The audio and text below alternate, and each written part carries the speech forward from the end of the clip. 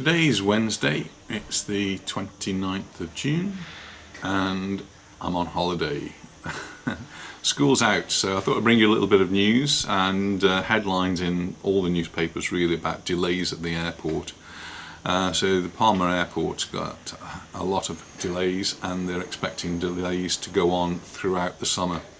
So there's not going to be any respite with this, and they're not blaming it on here. They're saying that there's problems in all the airports around Europe. So particularly in terms of the British airports, it's Heathrow and Gatwick, Manchester, but it's not just those. Amsterdam, Frankfurt, the Scandinavian airlines are having problems as well. So if you're coming to Mallorca, then do be prepared. I did go onto the Aena website. Aena is the company that runs the airport here, and I had a look at the delays. And all the flights that were coming in this morning were nearly all delayed. I think probably all of them actually were delayed, but only by about 5 or 10 minutes, and I think we can all live with that. It's the horror stories that you hear of people being delayed hours upon hours. And we went for a walk in Palma on Monday evening, and we were lucky enough to bump into Kai, who'd written to me and said he would tell me about his experience. And by meeting him in Palma, we met him and his grandfather, and they told us they'd come on separate flights with different companies about their experiences. And they'd come from Newcastle, which is one of the smaller airports in the UK, but they'd still had some quite long delays, and coming through passport control, not really a problem, so they managed to get through all of that reasonably quickly. One of the horror stories though is people like Michelle, who wrote to me and was keeping me posted about her journey. I did mention it in one of the previous videos. She'd booked a holiday here, and the flight was actually 6 o'clock in the morning from Gatwick, but that meant she had to set off the night before, 11:45 in fact, to get a taxi which took her to the coach station, and the coach then down into Gatwick. Arriving in Gatwick 3 o'clock in the morning, not a very nice time, but in plenty of time for the 6 o'clock flight. Many of the airlines are saying please arrive 3 hours before, so do check that. Anyway, Michelle got there and soon afterwards found that her flight had been delayed or cancelled, and the next flight was going to be at 7:30. That one was cancelled or delayed, and it was not until much later in the day that she actually got away. And when we spoke to her, she said she'd been up from 8:30 the previous day until she arrived in Majorca, which was on the following evening. So a really long delay. I think for adults it's bad, but if you've got children with you, Michelle don't think they did have any children with her, but if she had, and there probably were people on that flight that did, it's really hard for them. I thought delays like that are being put to the past now. We used to have them years ago when we first came here, very long delays. There is some good news though for the passengers coming from Britain. You have to go through a two-stage process when you come in through Palma Airport. And there's two stages. First of all is the passport control, where your passport is looked at by a policeman, and then at a separate stand you will have the passport stamped. Well, they've announced in Spain, in many of the airports in Spain, you're going to be able to use the electronic scanners, which will scan your airport, and that will be like a digital recognition, a digital stamp if you like, to say that you've entered the country, and the same when you leave the country. So it's equivalent of that. You're still supposed to get it stamped though, you're still supposed to have a stamp. But Palma Airport has a big long row of these electronic scanners, so it should make getting through that part a little bit quicker, and the stamping is just a matter of stamping the passport, and that gives you a reference to know how many days. The big problem is if you don't get it stamped, or something goes wrong with the system and you're shown as coming into the country but not leaving the country, then you might appear to exceed the 90-day rule and therefore broken the law, and you might have problems getting back into Spain. one suggestion is that you keep your boarding passes or any other pieces of information that you can to say that you did actually leave the country. So that's some good news. Some local sort of news which doesn't affect people coming on holiday, but you may be interested in that. Today is, or tomorrow actually for me, is the end of the time allowed to submit your income tax form. So if you live and work here in Spain, or you've got money in Spain, you have to fill in, it's called a Declaración de la Renta, and it's the income tax form. And the 30th of June is the closing date. So most people who will have to fill this in. If you've got a low income, then you don't. But some people who've got low incomes have got 2 jobs and they still have to fill it in. So most people, I think, do have to fill this in, and it can be a complicated form. It can be done online.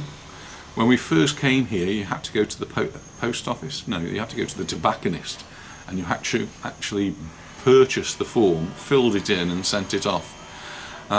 A lot of people, myself included, have an accountant to do it for us. It just makes life that much simpler, and hopefully there's no comeback.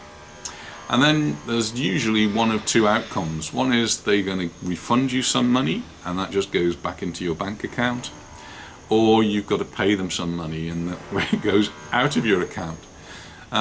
If it's a large amount of money, they will allow you to split it into 2 parts. So you pay 60% now, and then another 40% in November.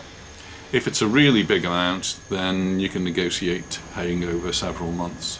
We've never had to do that. More economic news. Again, it's something that doesn't really affect tourists so much, I suppose, but inflation here has been declared at 10.2%. So I suppose it does really affect people coming here, because you're going to find things are that much more expensive.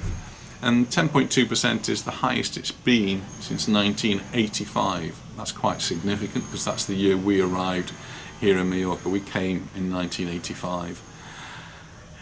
We all know what the causes of it are, and it's not a Spanish thing, it's not a UK thing, it's an international thing, and hopefully in the next year or 2 or 3 we'll gradually be able to get out of that and get back to the normal economy that we've been enjoying for the past few years. Celebrities, we do always have a lot of celebrities on the island, and a few that have popped up this week. Annie Lennox, Eurythmics, you might remember her. She's got a house on the island as a regular visitor, and apparently she's here now. And 2 more megastars, I suppose, Michael Douglas and Catherine Zeta-Jones. They seem to love Mallorca. They come every year. They have a house which Michael Douglas bought with his then wife Deandra some years ago, and then when they split up, they split the house. So Michael had it for half a year and Deandra had it for the other half. That must have been a really strange setup. Anyway, it seems now that Catherine has bought Deandra's part, and so they now share the house all the year round. But they'll spend much of the summer here, playing golf, going out, sailing, or just enjoying their wonderful house up in the Tramontana, between Dea and Valdemossa. I noticed today that the Copa del Rey de Palma, which is the big sailing regatta, is coming up very soon. It's going to be at the beginning of August, and so they've just begun the big countdown. It's something that's really big. It's one of the biggest regattas, I think, probably in the Mediterranean, sailing regattas, and brings in yachts from all over the world. So you'll be getting yachts coming for this from the United States, from South America, from different countries in Europe, and they'll all be competing in the various events that start on August the 1st and culminate with a presentation by King Felipe of Spain, who will be presenting the prizes on the 6th of August. More sports news. Well, Rafa got going at Wimbledon yesterday. We watched it on the TV, and great, thrilling, exciting match. He won the first set, he won the second set, and then lost the third set, and things looked to be going in the wrong direction, but came back and at the last minute won the 4th set. So he's through to the next round, and certainly gets our support and many of the supporters here from Mallorca. Real Mallorca, it's closed season at the moment. They're busy building up the team, looking for new players for next year, and the training will be starting soon. But what's hit the news just in the last day is that season tickets have now gone on sale, and you might think that would be a time to cheer, but many of the fans are really disappointed. First of all, they've renamed different parts of the stadium, so nobody's actually quite sure where they were sitting, or where they are sitting, or where they want to be sitting. And part of this is due to the renovations that are going on at the ground, which is well underway, and hopefully the first stage will be completed before the start of the new season. If it's not, then people on the sunny side are going to have problems with their seats. But hopefully around about the 20th, 21st of August is the first match of the season.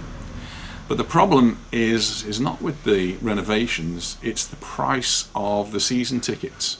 So people who'd been in the sunny side last year paid about €315 for their tickets. And now it's going to be between €450 and €495 for their tickets. That's a big increase, and fans are not happy about it. I'm not sure what they can do other than pay the money, but it does seem like there's a very big increase in the season tickets. And just to finish off with the weather, well, it's blue skies all the way. We've got a lovely blue skies. I just had a quick look at our thermometer. It was 29 degrees, and it may get a little bit warmer towards the weekend, possibly hitting 30, 31 degrees. Maybe a little bit of cloud, but not much. It's going to be mostly blue skies. Thanks very much for watching, and I look forward to seeing you in the next video. Bye for now.